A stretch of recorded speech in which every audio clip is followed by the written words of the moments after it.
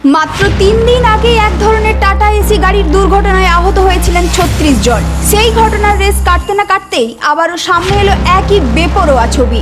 জীবনের ঝুঁকি নিয়ে গাদাগাদি করে একটি টাটা এসি গাড়িতে যাতায়াত করছেন সাধারণ মানুষ।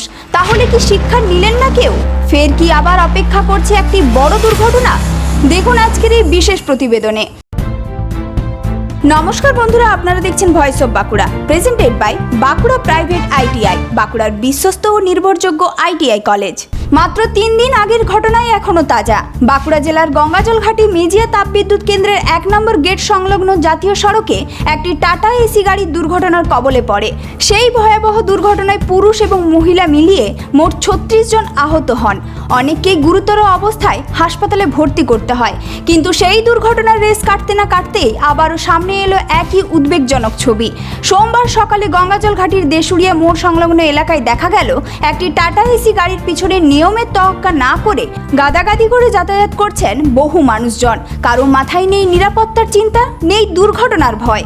প্রশ্ন উঠছে, কয়েকদিন আগেই যখন একই ধরনের গাড়িতে দুর্ঘটনায় এত মানুষ আহত হলেন, তারপরেও কেন এই বেপরোয়া যাতায়াত? জীবনের ঝুঁকি নিয়ে এভাবে যাত্রী বহন কি আদৌ আইনসম্মত?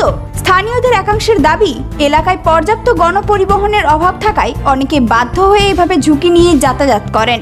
তবে সেই বাধ্যবাধকতার সুযোগ নিয়ে কিছু গাড়ি চালক অতিরিক্ত যাত্রী তুলছেন বলেও অভিযোগ। বিশেষজ্ঞদের মতে, পণ্যবাহী টাটা এসি গাড়িতে এভাবে অতিরিক্ত যাত্রী নিয়ে চলাচল যে কোনো মুহূর্তে বড় দুর্ঘটনার কারণ হতে পারে।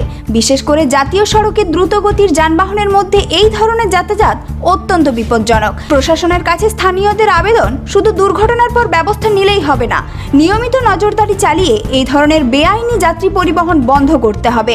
না হলে আবারও ঘটতে পারে বড় সড় দুর্ঘটনা। দুর্ঘটনার পরও কেন থামছে না এই ঝুঁকিপূর্ণ যাতায়াত? কি বলছেন স্থানীয় বাসিন্দারা, শুনুন তাদের মুখ থেকেই। সচেতন হওয়া দরকার। এর আগেও একটা এই ধরনের ঘটনা ঘটলো, হওয়া খুব দরকার। এই ধরনের মানুষ নিয়ে যাওয়া উচিত নয়। এত গাদাগাদি করে নিয়ে যাওয়া, দুর্ঘটনা হলো, আবার দুর্ঘটনা হবে। এইভাবে টাটা এসি গাড়িতে কোনোভাবেই উচিত নয় যে এগুলো নিয়ে যাওয়া। এই বিষয়ে নজর দেওয়া খুব উচিত। একটি দুর্ঘটনা থেকে শিক্ষা না নিলে পরের দুর্ঘটনা শুধুমাত্র সময়ের অপেক্ষা, এমনটাই বলছেন এলাকার বাসিন্দাদের একাংশ। এখন দেখার, প্রশাসন এই ঝুঁকিপূর্ণ যাত্রী পরিবহনের বিরুদ্ধে কতটা কড়া পদক্ষেপ নেয়। এই ধরনের গুরুত্বপূর্ণ খবর সবার আগে পেতে আমাদের চ্যানেলটি সাবস্ক্রাইব করুন আর ভিডিওটি শেয়ার করতে ভুলবেন না। আপনার মতামত কমেন্টে জানান আর লাইক শেয়ার করে ভয়েস অফ বাঁকুড়ার পাশে থাকুন।